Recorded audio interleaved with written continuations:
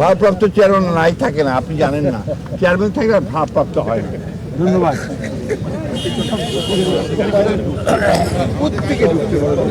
আজকে রাত 9টায় দলের চেয়ারম্যান জনাব তারেক রহমানের সভাপতিত্বে জাতীয় স্থায়ী কমিটির জরুরি সভা অনুষ্ঠিত হয়েছে। এই সভায় জাতীয় স্থায়ী কমিটি ইতিমধ্যেই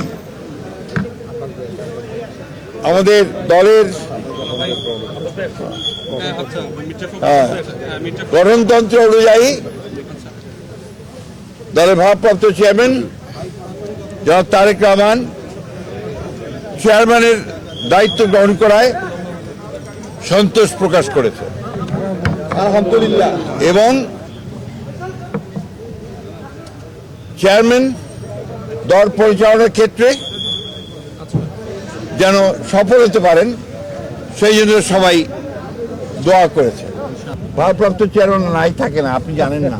চেয়ারম্যান থাকলে আর ভারপ্রাপ্ত হয় না। ধন্যবাদ।